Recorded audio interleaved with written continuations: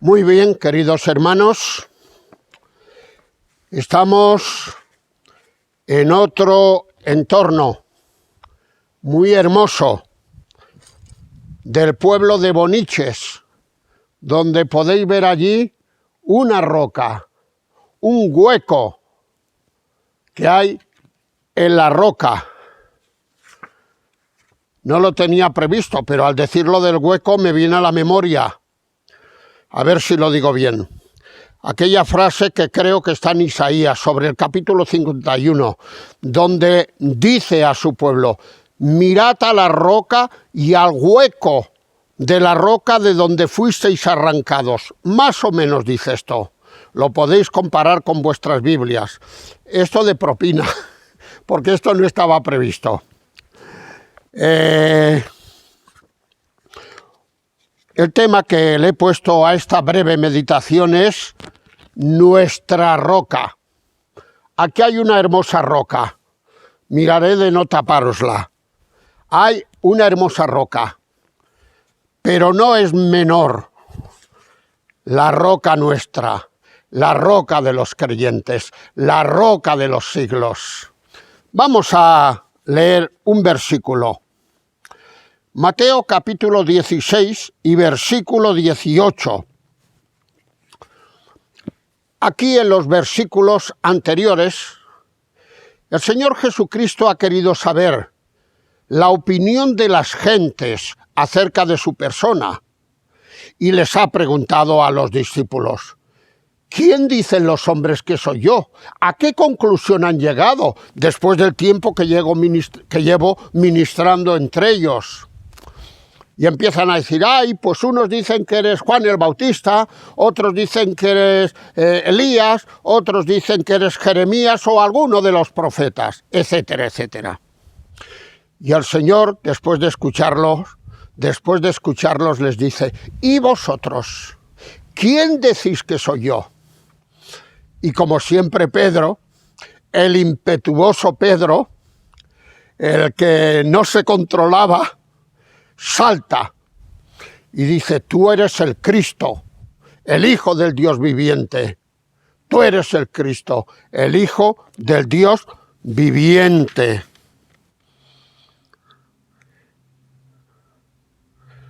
Entonces le respondió Jesús: bienaventurado eres, Simón, hijo de Jonás, porque no te lo reveló carne ni sangre, sino mi Padre que está en los cielos. Esta declaración que tú has hecho no puede venir de persona, ha de venir de arriba, como así era. Y ahora le dice Jesucristo: y yo también te digo que tú eres Pedro, y sobre esta roca edificaré mi iglesia, y las puertas del Hades no prevalecerán contra ella. Sí.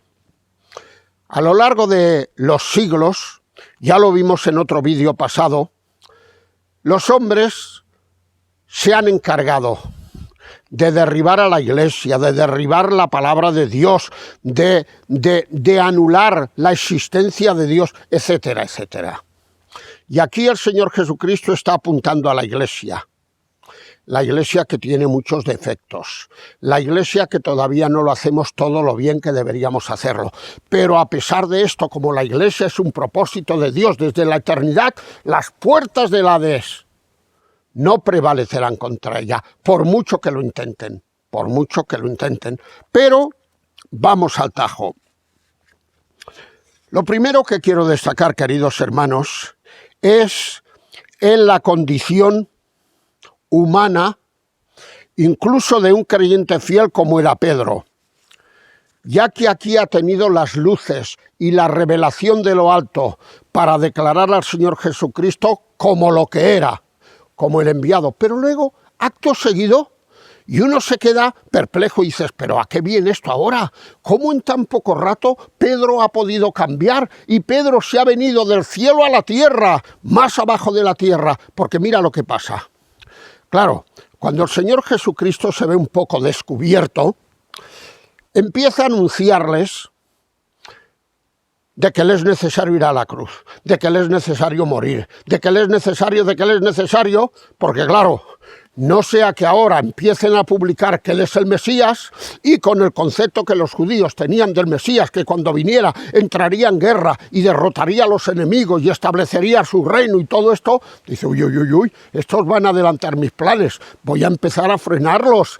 Esta euforia que tienen, representada por Pedro, la voy a frenar un poco. Voy a decirles que lo que me espera no es un trono, que esto quedará más adelante. En esta venida que aún esperamos del Señor, ahí le esperará el trono, pero ahora no me espera esto, ahora me espera la muerte. Y entonces empieza a decir esto.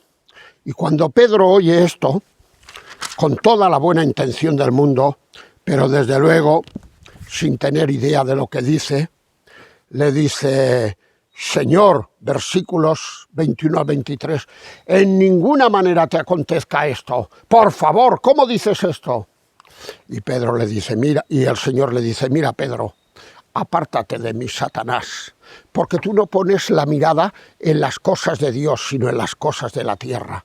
Y uno dice, pero ¿cómo el Pedro de hace, digo yo por mi cuenta, 5 minutos antes, ha tenido la lucidez de reconocerme y ahora mete la pata de esta manera tan grande?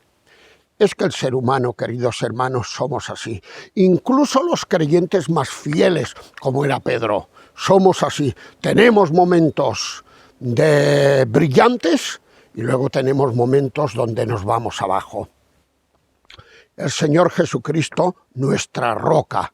Sobre esta roca, dice el Señor Jesucristo, edificaré mi iglesia. Cuando el apóstol San Pablo, escribiendo a los Corintios, repasa lo que fue la travesía del pueblo en el desierto, dice de que todos los que salieron de Egipto bebieron la misma bebida espiritual. Y dice, porque bebían de la roca espiritual que les seguía. Y esa roca era Cristo. Cristo, nuestra roca. Una roca mucho mejor que esta, aunque esta ya es bonita, pero el Señor Jesucristo es mucho más bella. Y si no, escuchemos al mismo Pedro. El mismo Pedro, ya muy al final de sus días, escribe lo que vamos a leer ahora, acerca de la roca, acerca del Señor Jesucristo. Primera de Pedro, capítulo 2. Versículos, primero leeremos del 4 al 6 y luego el 8. Ya el título reza la piedra viva. De quien va a hablar aquí Pedro es de alguien que es la piedra viva. Y mira cómo lo dice.